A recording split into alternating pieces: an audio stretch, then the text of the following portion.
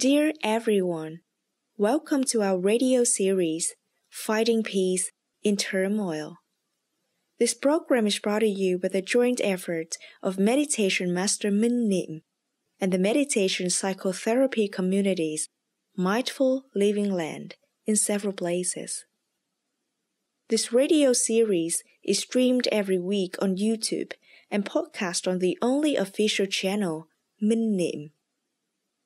During this time, information about the pandemic is pervading the media with increasing numbers of infections and deaths, making many of us inevitably bewildered and worried. However, there's still great news and very positive signs regarding the environment to be noted.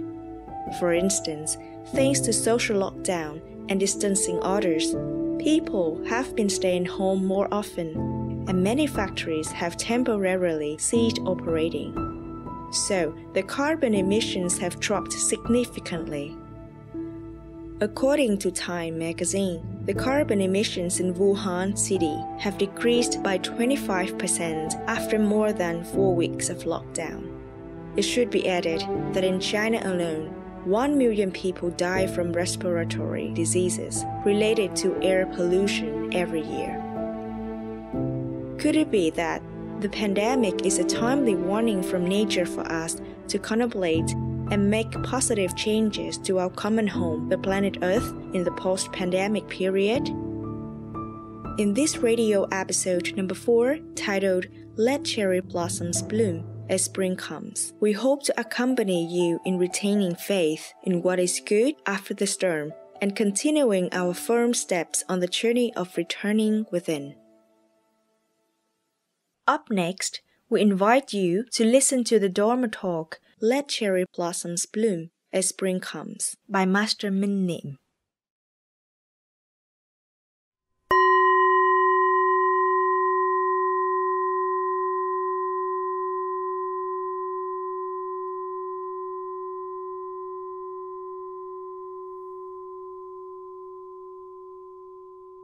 Hi everyone, I wish you harmony and constant awareness in your life. I brought a poem a while ago as a gift to a young friend of mine. He had been practicing for many years, but realized that he hadn't made much progress and was even regressing. He was stuck within his limitations. The poem was titled Still Found One Another. This is the beginning of the poem. At times I see you are a gentle deer, wistfully gazing at the bleak jungle, startled at even a quiet fruit stall, never been to the end of the forest path. At times I see you are a flower bird, long waiting for the sunlight.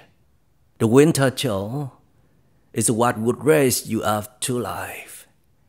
At times I see you are a young bird, sobbing as you miss the old forest. They tear out the dreamland of the golden flowers. Half the skies is lost, you wouldn't even mind. At times I see you are a star, all alone in somewhere so far. The darkness of life, thin and thick, not enough to forbid your light. Perhaps you used to live with many skills conditions. I lived in the comfort zone for some time. There were many material and emotional comforts, including an abundance of recognition, admiration, care, and affection presented to you. You live in such conditions which you only receive, enjoy, but never gave, devote, or had to tolerate anything. Every passing day, you don't have to try so hard. You don't have to bring out your best. But you can still survive. You just need a bit of talent, a bit of intelligence, a bit of wit, and you are confident that you are valuable, that you are pretty good. Don't you blame the circumstance or someone else that has set it all up for you. Because if you don't really want it, then no one can really force you. Please look back. Isn't it true what all your effort and struggle is to attain more comforts and to have a better and more skilled life at the end? As you won't be able to stand that situation, disadvantages, difficulties, and even loneliness, humiliation, or being different from others. Sometimes you are afraid of being different from others because you are worried about being excluded and not being loved anymore.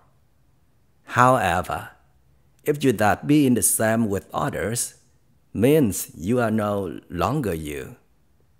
At some times you are quite saddened, but you just carry on with your very average, mediocre life. It's worth mentioning that when you enter an environment for cultivation, you also bring in the person who is considered successful, famous out there, so you can lean on, so you can believe that you still have some value, because you don't dare to let go of anything and start from zero. And then when you manage to get some result in your practice, you continue to hold on to them, attach to them, and see them as your values. There's no question that you can go very far this way. Remember the story on Camilo Cruz's cow, in which there was a family of 8, including grandparents, parents, and 4 children. The members of the family didn't do any work for a living because they had a milk cow that provided enough milk for them every day. Although they were all skinny and pale, they thought that it was just fine this way and didn't really need to try any harder. Until one day, the cow was killed, and they were at a dead end. They have no other choice but to find a way to survive. They went to the back garden and dug up some roots to eat, and then asked the neighbors for seeds to grow some crops. They didn't expect that there was still so much fertile soil at the back of their house for planting. They also couldn't believe that they could do the farm work so well and manage to grow crops very successfully. They then brought the harvested produce to the market and exchanged for rice, for clothes, and even built a new house. When asked whether they could achieve such results if the cow had been still alive, their straightforward answer was no. So, although the incident of the cow being killed had made them miserable and stuck, their survival instinct forced them to look into a different direction. If the cow had been alive as their safety net, they wouldn't have looked elsewhere. Although they might have known that there were other better options, they still wouldn't have had enough courage to accept to lose the cow, or give up on a really favorable and advantageous condition to open up other opportunities which are better by hundreds of folds. But no one seems to ever understand this sort of things, do they? And that would be the price to pay. It would be despair, desperation, and confusion. It always had to take a misfortune or a person to snatch away, or security for some reason for us to wake up. That's exactly why we must thank misfortunes and troubles. What about you? You want to achieve all these sustainable and beautiful values, but why are you so afraid of hardship? Why do you consider yourself as a flower that can only live with good soil and climate? Why not a very special type of flower that can only reveal its quintessence when placed under some extremely harsh weather condition. For example, for 5 months of winter's born chilling cold. Why so? Because the cherry and plum blossom are those flowers that can only open their petals and spread their beautiful scent when spring comes, after going through many months of extreme cold and pain. Then Master Hoang Ba wrote 2 verses dedicated to these flowers of brave vigor, provisionally translated as follows.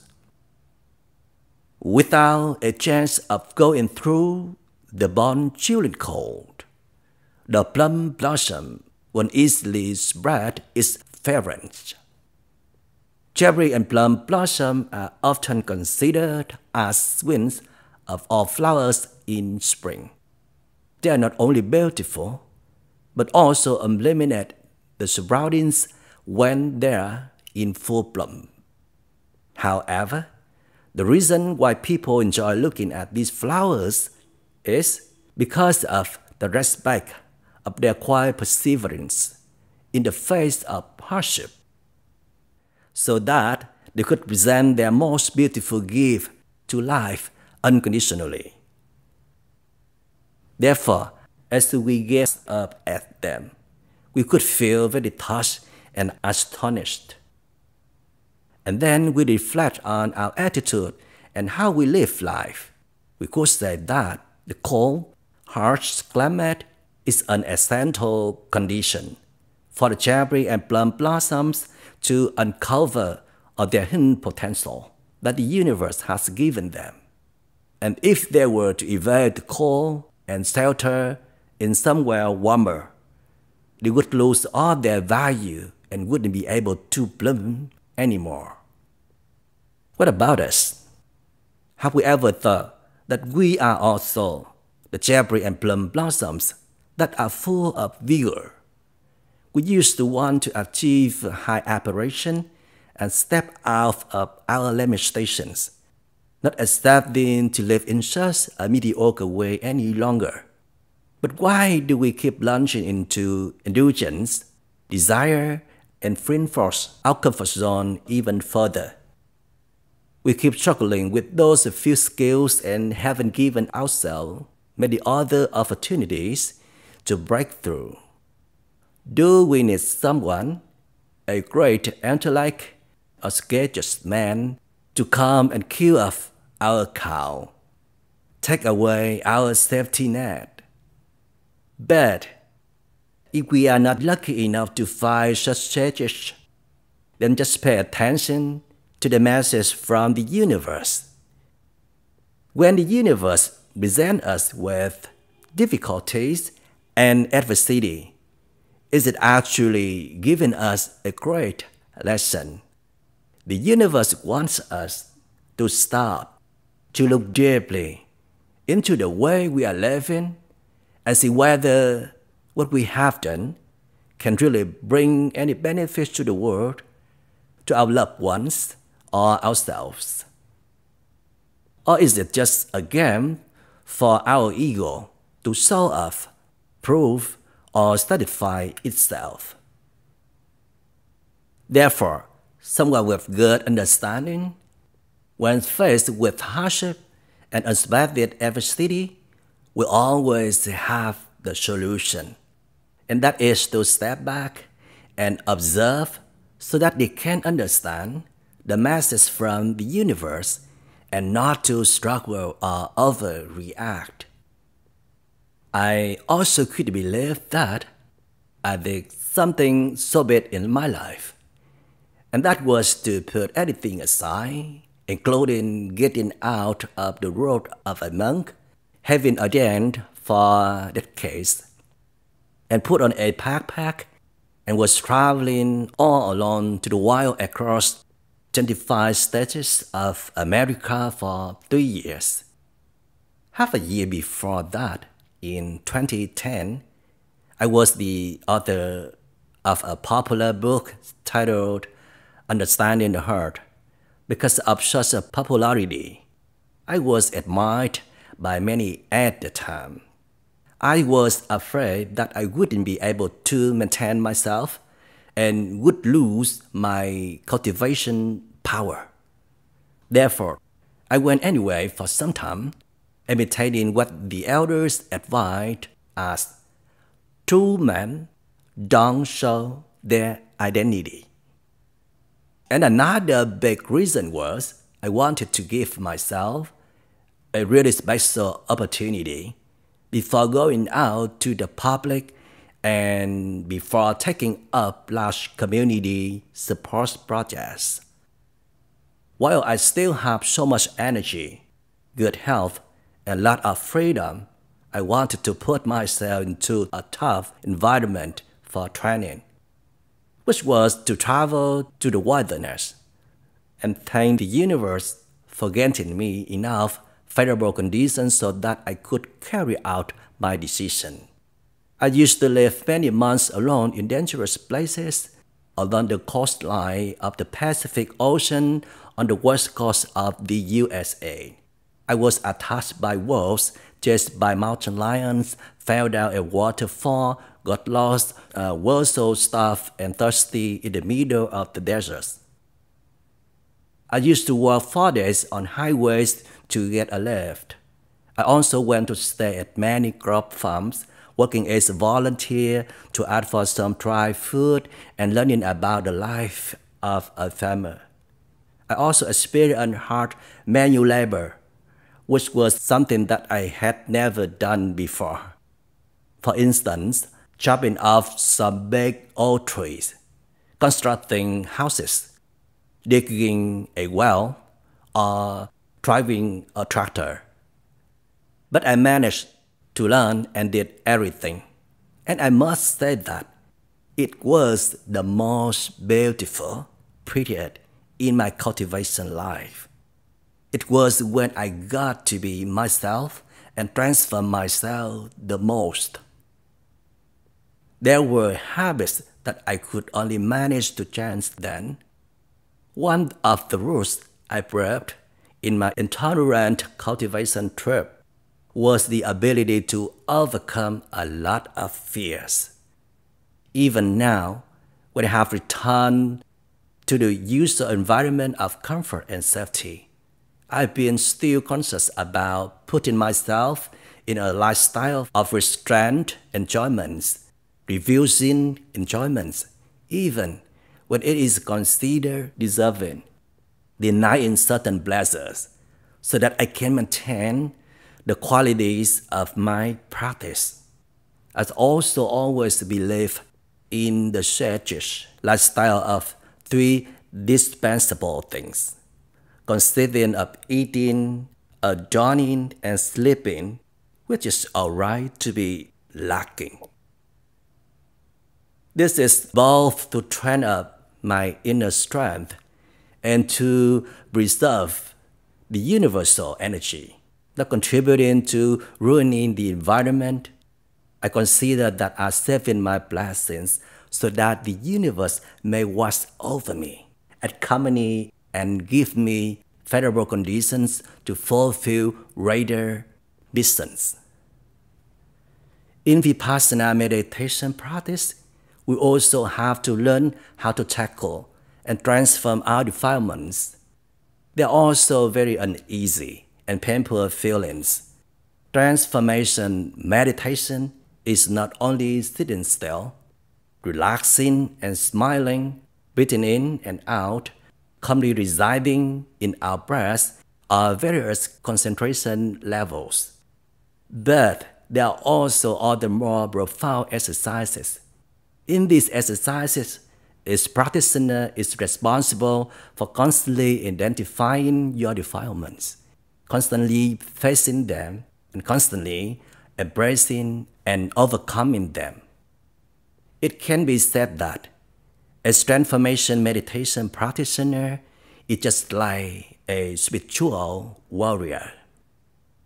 They have to face the levels of craving, aversion, and delusion within themselves. Therefore, many times it seems like we are trying to do something crazy, as the most people would be very unwilling or afraid to do, and that is to win over our defilements. Although these spiritual warriors still have their own defilements, they are strongly determined, skillful, experienced, methodical in their approach, and also well-equipped. Therefore, a quality practitioner is never scared of their defilements. Whenever these defilements occur, they can come up with a neat solution in no time. In Zen Master Huang Ba's poem, which praises the vigor of plum blossom, the first two verses were provisionally translated as, "Overcoming hardship is not simple. Be firm on one's stance, one must. Overcoming the worldly natures, craving, aversion, and ignorance is not something any ordinary person can do. It has to be someone with excellent vigor, courage, and vision. And they also need to have the ideal of living for the benefits of others, of the community and society, to their commit or satisfy themselves. And then the greater one's sacrifice and commitment, investing seriously in their practice, the better and more meaningful their life will be. And they will be indeed like the extraordinary cherry and plum blossom, a true gift from the universe, worthy of our admiration. Another thing for sure is that they will always be grateful for passing winters, though unfavorable conditions and misfortunes that the universe has given them. Thank you for your listening.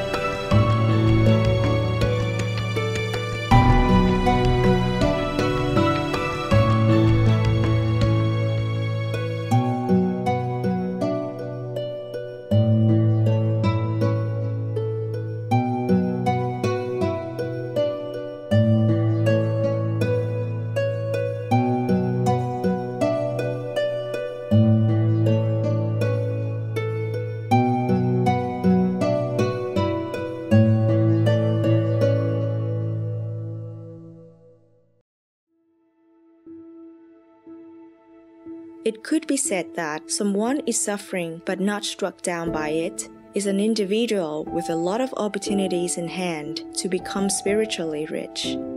Therefore, let us praise and welcome suffering. Consider it as a necessary ingredient for us to fulfill our responsibilities as a universal citizen and as a prerequisite to becoming a person of higher virtue. Up next, let us invite you to listen to an excerpt without suffering from the book There is Nothing to Fear by author Minh Niem through the voice of Michael Dow.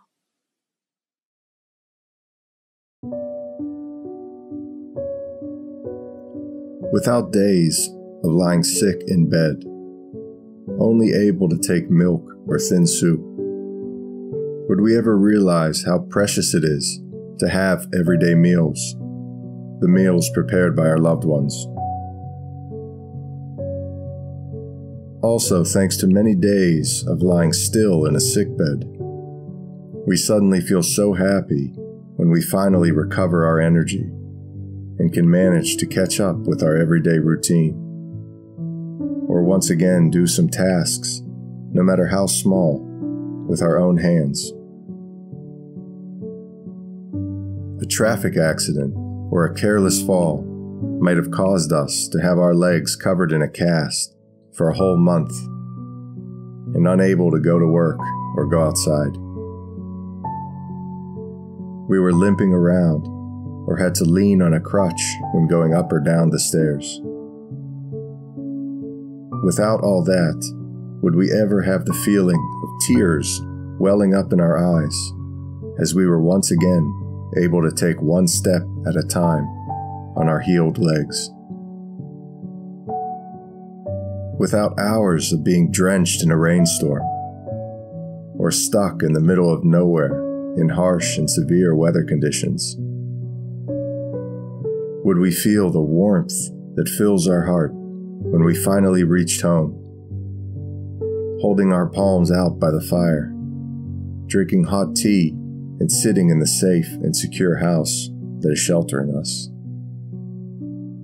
Without a period of not seeing one another, with no communication whatsoever, would we ever cherish the moments that we are together, being able to see each other's faces, freely confiding or doing something good for the other person, and especially realizing the need and value of having each other in life?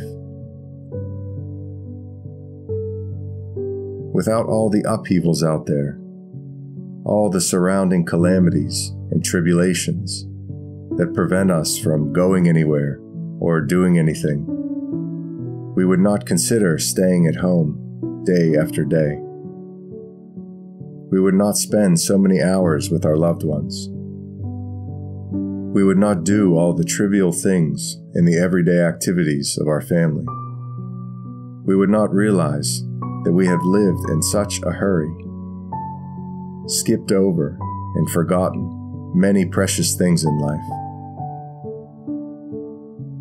Without all the failures in our work or reputation, we would not easily accept sitting down quietly for hours without rushing back and forth or having to be busy doing something when it's not really necessary.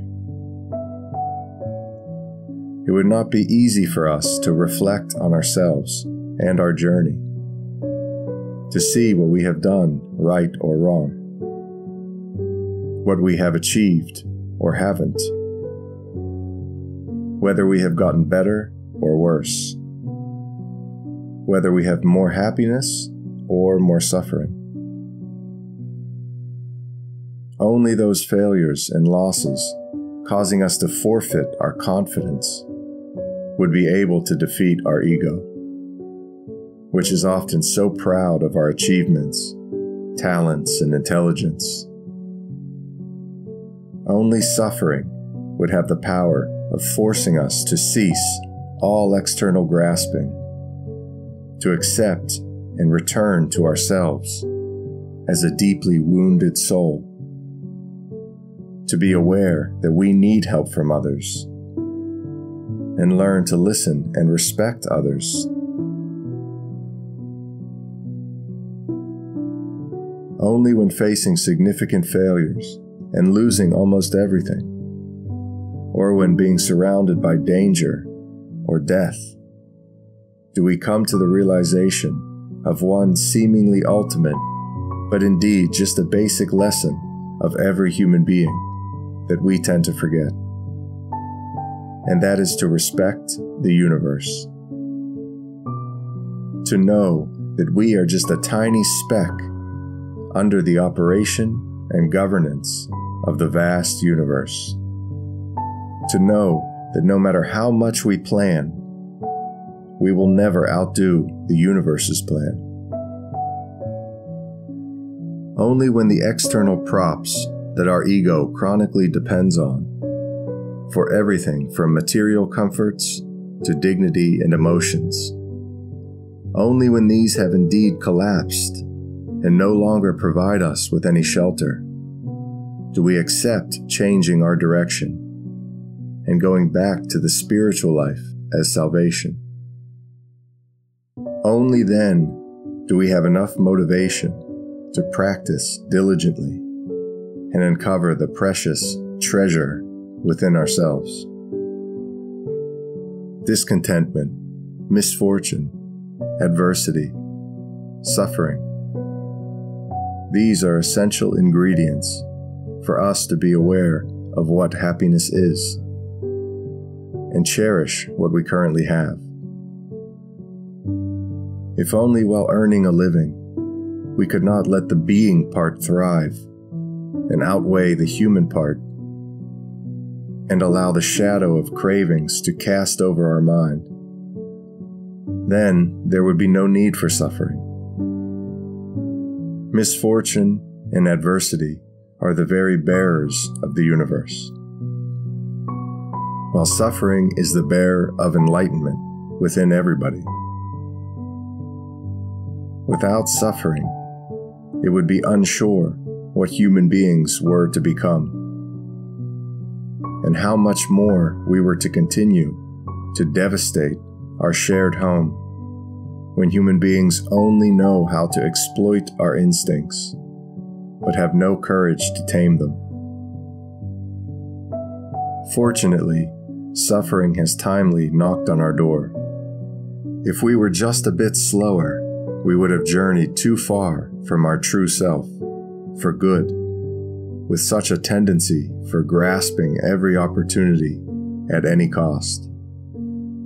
If for a while longer we were to continue this lifestyle of abandoning ourselves day after day, we would have undoubtedly become a victim of the modern world's psychological problems, such as depression, anxiety, and mental disorders.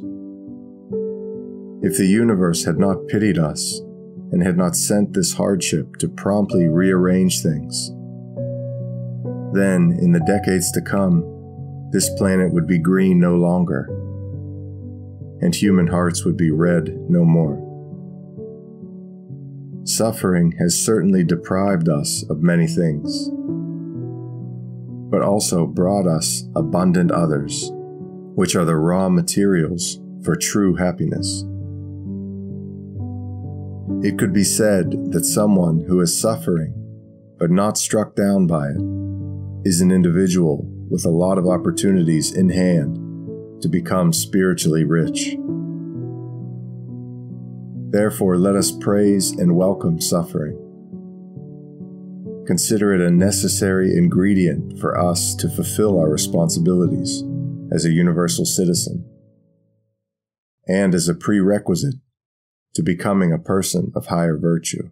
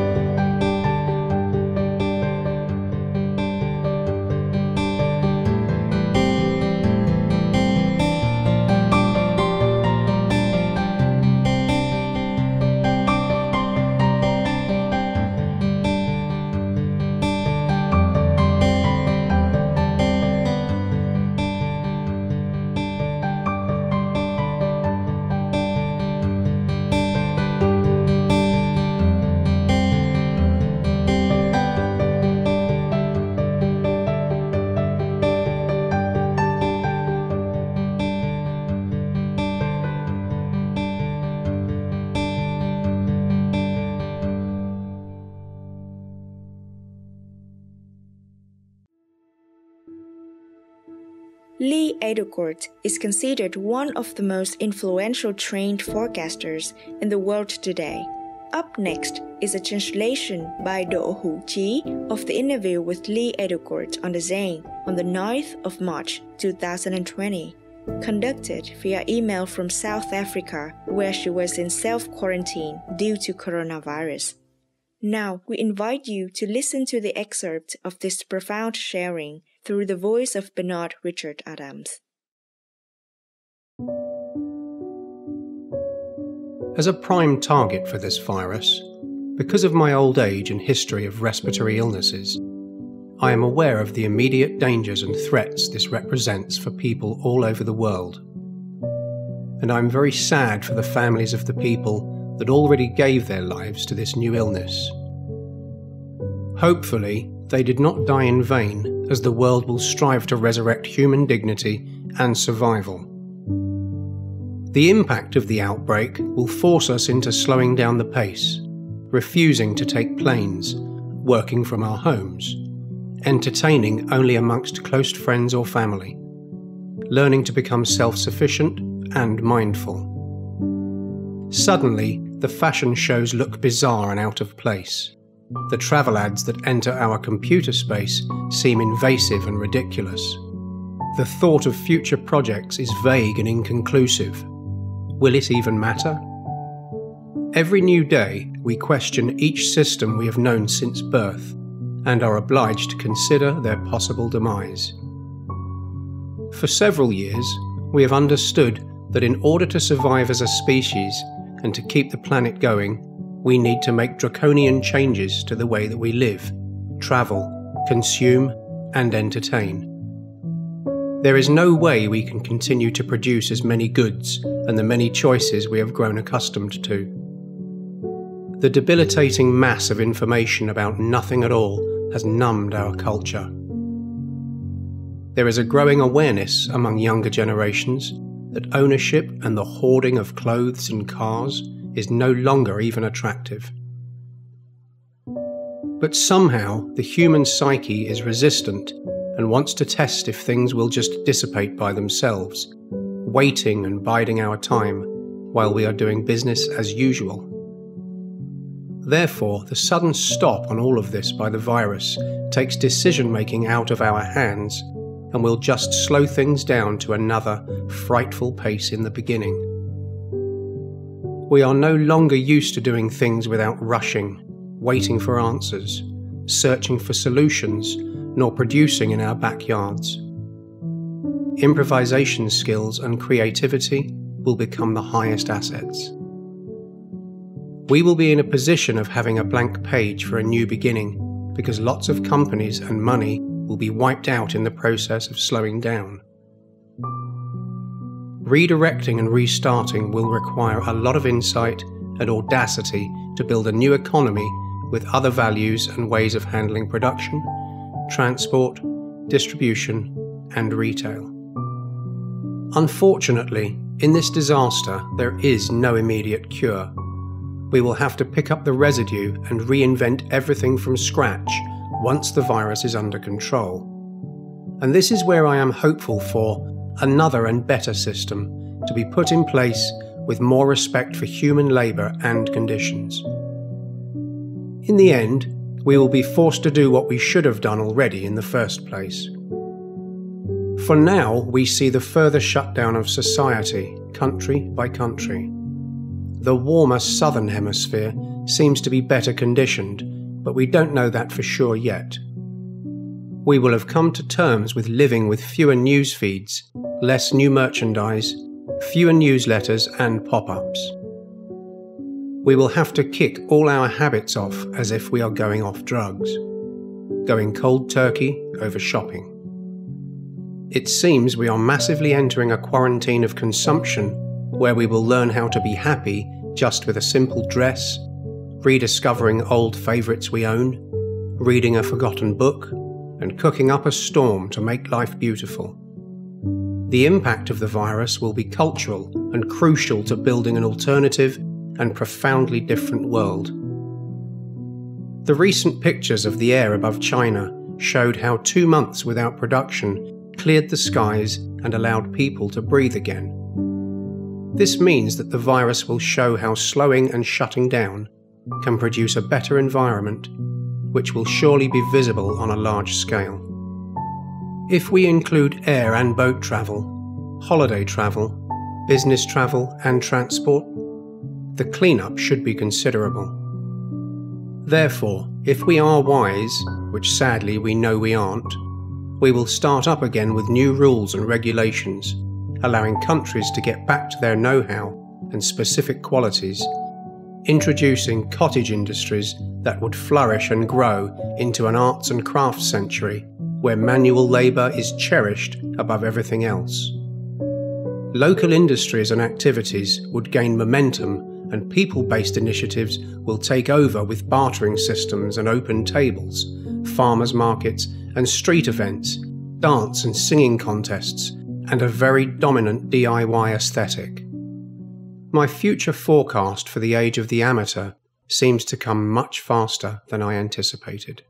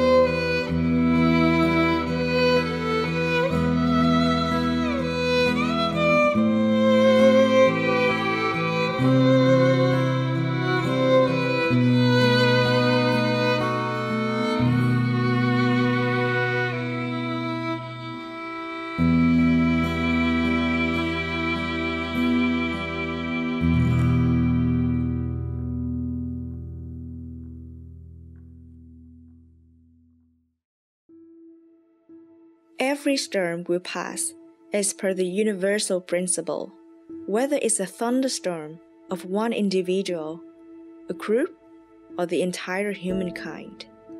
But by constantly returning to ourselves under any circumstances, we'll be able to realize many great lessons that the universe delivers. And at the same time, it will also be a good opportunity to enhance our spiritual immune system, so that we will calmly welcome the next storms. With the radio episode number 4, we hope to continue to be everyone's reminder on the journey of returning within, and to have strong faith in a warm spring that follows cold winter days, that cherry blossoms will bloom again on every path. Without suffering, one knows no happiness. Thanks to delusions, one returns to awareness. The 4th radio episode is concluding here. Thank you for listening. We hope to see you again in the next episode at the earliest time. May you be always filled with inspiration and a strong determination on the journey of returning to dwell on and discover yourself.